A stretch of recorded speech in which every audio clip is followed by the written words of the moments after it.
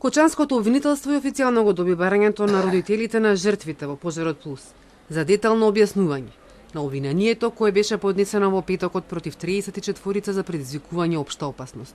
Ова за Телма го потврди Марија Петрушева, чиј син загина во катастрофалниот пожар.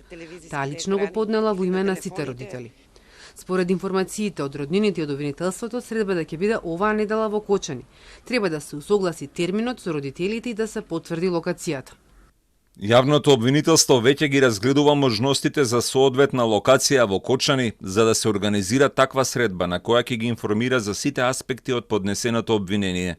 Воедно веќе нагласивме дека блиските на жртвите кои беа на претходната средба во обвинителството добија и директен контакт и им беше посочено дека сите семејства на жртвите можат во секој момент во обвинителството во Кочани директно да се информираат за текот на постапката.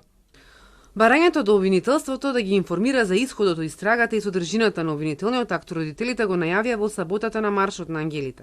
Бараат одговори на многуте дилеми што се наметна изминатите 3 месеци по трагедијата. Кои физички и правни лица се опфатени, против кого се води постапката, а кои лица се изземени од одговорност, за да можеме да ги отстраниме сите дилеми кои што се јавуваат кај нас во врска со спроведената постапка. Неприфатливо е за нас, како родители, најдиректно засегнати, да добиеме информации преку медиуми или неофицијални канали. Очекуваме транспарентност и директна комуникација од надлежните институции. Имаме право да знаеме, како родители, како оштетени и како граѓани, кои се лица што се обвинети, кои не се повикани и кои се причините за тоа. Посебно загрижува фактот што и покрај нашите укажувања и конкретни наводи, одредени лица не се повикани ниту на распит. Нашата болка е тешка, но нашата борба е праведна, порачаа родителите кои бараат одговорност и вистина, за никогаш повеќе да не се повтори ваквата трагедија.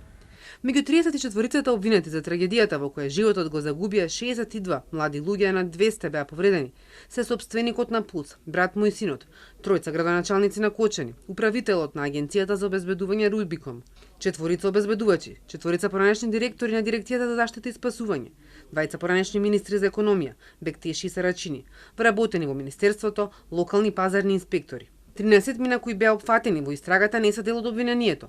Меѓу нив е и членот на ДНК Владимир Блажев Панчо, кој се уште на лекување, а истрагата е запрена за поранешните 2 директори на пазарниот инспекторат Трајковски и Симеска Димовска и за поранешните министри за економија Дритон Кучи и Беким Назири.